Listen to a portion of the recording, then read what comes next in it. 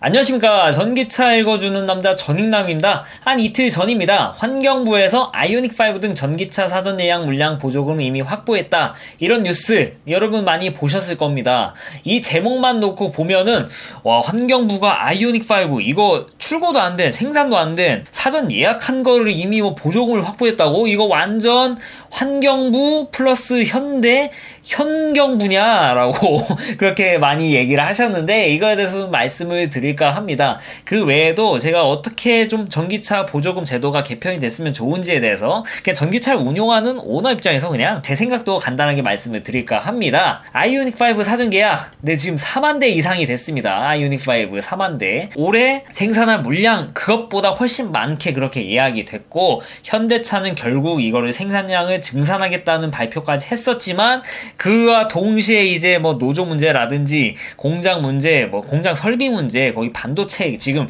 온갖 악재들이 많이 겹쳐서 참 위태위태한 상황이죠. 그래가지고 아이오닉5를 사전 예약하신 분들이 이제 보조금을 못 받겠네. 테슬라가 지금 왕창 팔고 있으니까 지금 테슬라가 싹 쓸어가고 있습니다. 제가 뉴스 보니까 테슬라가 뭐 보조금 털이범 이딴 기사까지 쓰시는 분들까지 봤는데, 와, 진짜 할 말은 많은데 참겠습니다. 어떻게 보조금 털이범입니까, 테슬라가.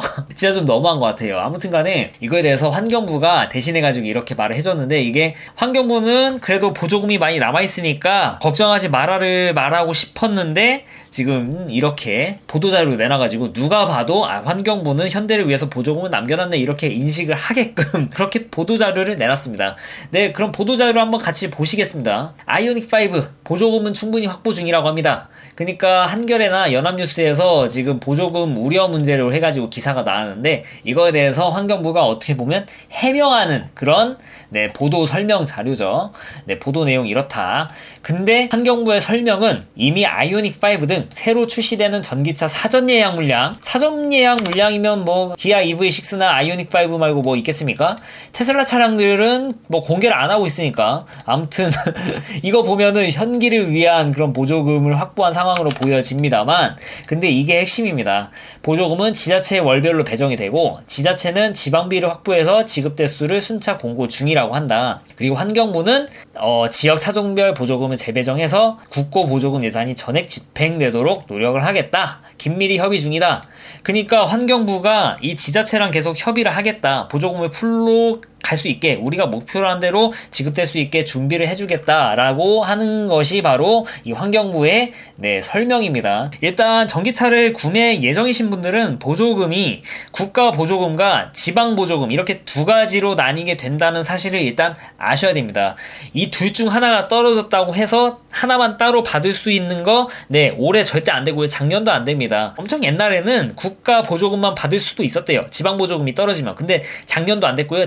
올해도 절대 안 됩니다. 그러니까 보조금을 받기 위해서는 지방 보조금이 일단 있어야 되고 환경부 보조금 둘 다 있어야 됩니다. 환경부 보조금이 국가 보조금이에요. 그러니까 이게 어떤 지자체에서 이 전기차를 위한 지방 보조금을 예산을 줄여가지고 했어요. 다른 지자체보다. 그러면은 이 지방 보조금이 좀 빨리 떨어지겠죠. 수요가 모두 동일하다고 하면. 이게 전기차 지방 보조금이 떨어져 버리면은 국가 보조금을 줄 수가 없어요. 그러면 이제 국가 보조금은 그냥 날아가는 거죠. 다른 데 쓰이거나 하겠죠. 그러니까 환경부가 하는 얘기는, 우리가 아이오닉5나 뭐 기아 EV6 등 이런 사전 예약 대수에도 충분히 줄 수 있는 그런 보조금, 국가 보조금입니다. 국가 보조금은 확보했는데 지자체가 떨어지는 것 때문에 못 주는 거다. 이거를 어떻게 보면 해명하는 거예요. 확보를 해놨는데 우리는 문제가 없다 이거예요. 그러니까 우리는 문제 없어. 이거를 못 받은 곳이 문제지. 우리는 문제가 없다. 우리는 다 줄 수 있는데 지자체가 못 주고 있다. 그래서 우리 지자체랑 긴밀히 협의를 하겠다. 라는 게 그 내용입니다. 이해가 가십니까? 그러니까 본인 욕하지 마라. 환경부 욕 하도 먹으니까 저는 그렇게 보이는데 여러분들은 그렇게 안 보이시려나? 요새 기사 보면은 올해 2021년 전기차 보급 목표 대수가 12만 대인가 14만 대인가 이렇게 좀 보일 건데, 이거를 알고 있는 있는 상태에서 최근에 테슬라 출고량을 보면은 아니야 이게 테슬라가 아무리 3월에 많이 팔렸어도 3,000대 좀 넘는 수준인데 이거 가지고 어떻게 보조금이 깎여? 4, 5월에 1만 대 투착설이 도르더라도 합쳐봐야 13,000대 14,000대인데 이해가 안 가셨을 거란 말입니다. 하지만 이 12만 대 13만 대 중에는 상용차나 이륜차나 뭐 각종 이제 영업용 차량들 빠지고 우선순위 뭐 이런 거 빠지고 실질적으로 이제 받을 수 있는 보조금을 받을 수 있는 사람들이 이게 많이 줄어들게 됩니다. 결국에는 전기차를 사려는 사람 입장에서는 이 지방 각 본인이 사는 지자체에 이 보조금이 제대로 이제 집행이 될 정도로 그렇게 수량이 나와야 되는데 그렇지 않다는 게 문제죠. 이렇게만은 아쉬우니까 제가 실제로 오늘 드리고 싶은 말씀은 이 보조금을 주는 이 지자체에 좀 있습니다. 이 지자체 여기 ev.5l.kr입니다. 저공해차 통합 누리집이란 사이트고요. 여기 뭐 보조금 얼마 주니 이런 거 다 나와 있어요. 여기 구매 및 지원에 지급 현황 전기차 보면은 전기 승용 해가지고 우리 각 지자체 사는 사람들한테 얼만큼 할당이 되었고 출고 잔여 대수, 보조금 남은 대수가 얼만큼 나왔는지 이게 다 나와 있습니다. 여기 보시면 되는데 되게 보기가 좀 제가 확대한 거예요. 이게 보는 게 되게 좀 불편하게 생겼어요. 근데 이거를 다 보여드릴 게 아니라 제가 오늘 드리고 싶은 말씀은 보세요. 서울, 부산, 대구, 인천, 광주, 대전, 울산, 광역시, 특별자치시, 그 다음에 이제 시 단위까지 나갑니다. 수원시 뭐 크니까 쭉 가면은 이제 군 단위까지 나와요. 군 단위. 서울특별시하고 연천군하고 이렇게 따로 이렇게 이게 같은 등급인가? 동급으로 이걸 봐야 되나 싶어요. 그러니까 이게 연천군을 제가 뭐 군 단위를 제가 비하하는 게 아니라 제가 뭐 먹고 사는 뭐 그중에 뭐 법규 뭐 배운 게 있어요. 법규를 이때 뭐 시도지사가 할 수 있는 것과 시군구에서 할 수 있는 것이 좀 차이가 있는 그런 것들을 제가 좀 외웠던 기억이 나는데 여기서 말하는 시도지사는 특별자치시나 광역시 그리고 도지사 2급이에요. 그리고 시군구는 뭐 여기 여주시, 연천군 이런 곳이죠. 연천군 거기에도 구를 설치한 곳은 또 따로 구가 있고 그러니까 범위가 약간 다른 겁니다. 시도지사, 특별자치시 시도지사랑 이런 보통의 군수, 보통의 시장하고는 또 다른 거니까.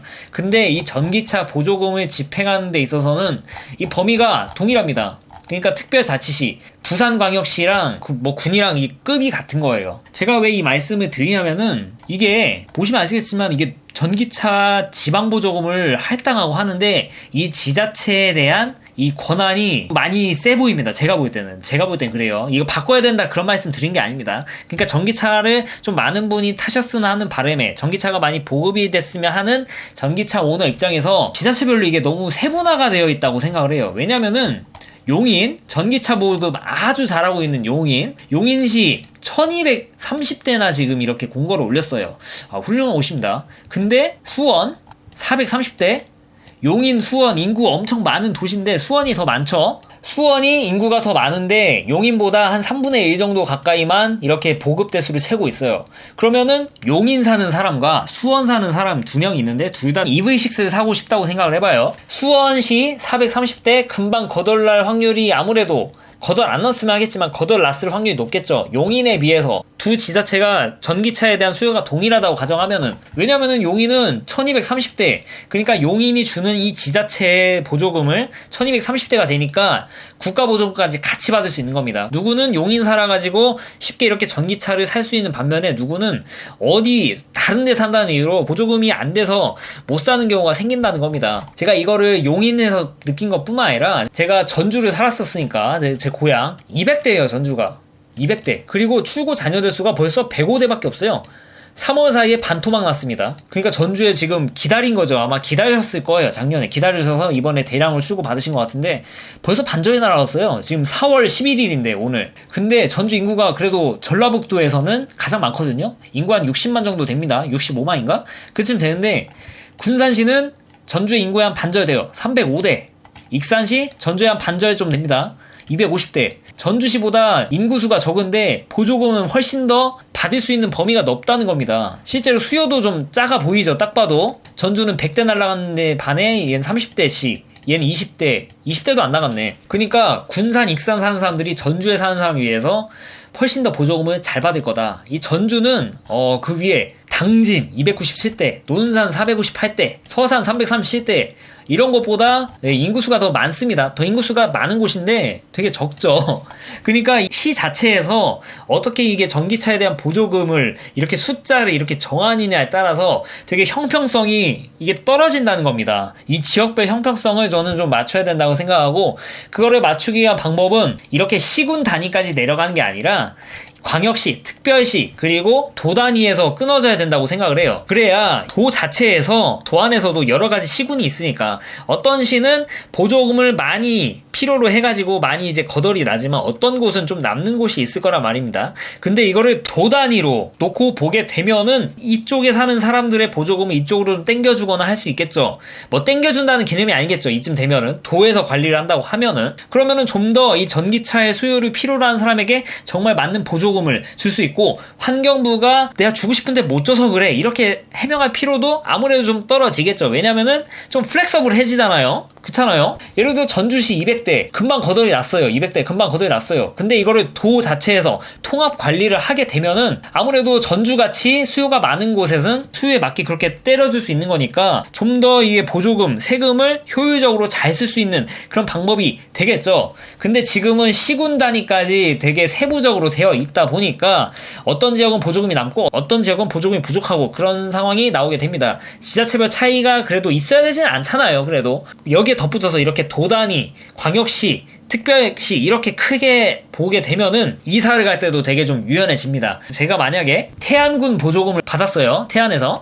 근데 제가 예산으로 이사를 갔어요. 그러면은 되게 복잡해집니다. 지금 이 공고를 봐야 되긴 하는데, 공고도 또 군 시마다 이 이사 제한 이런 것도 되게 다 달라요, 이게. 그러니까 되게 복잡한데, 충청남도 보조금을 받으면은 충청남도에서 내가 태안에서 예산으로 이사를 가요. 그러면은 그냥 어차피 나는 도에서 보조금 받은 거니까 이사 제한이 없죠. 왜냐면은 충청남도 안에 있으니까. 도를 넘어서는 이사라면은 좀 약간 달라질 수 있겠지만, 근데 이 도 안에서 움직이는 거는 문제가 없죠. 따라서 이런 거를 생각해 보면은 좀 크게 넓게 이렇게 관리를 하는 편이 좀 좋을 것 같다라는 게 전기차 보급이 좀 많이 됐으면 하는 바람을 가지고 있는 전익남의 생각입니다. 이게 제대로 안 되니까 부산에서는 이런 일까지 있습니다. 네, 여기도 이미 다루고 있어요. 보조금률을 지자체별로 제각각이라고 이미 다루고 있죠. 보조금 부정수급, 보조금을 못 받아서 보조금을 받는 지역에 위장 전입을 해가지고 보조금 타냈다가 적발된 사람이 많습니다. 계약 취소 위장 전입 부른다. 네, 참고 말씀드리면 절대 하시면 안 됩니다. 단순한 과태료, 보조금 반납 여기서 끝나는 게 아니라 벌금형까지 받습니다. 위장 전입은 진짜 큰 죄니까 절대 하지 마세요. 이런 일이도 일어나기도 한다. 그러니까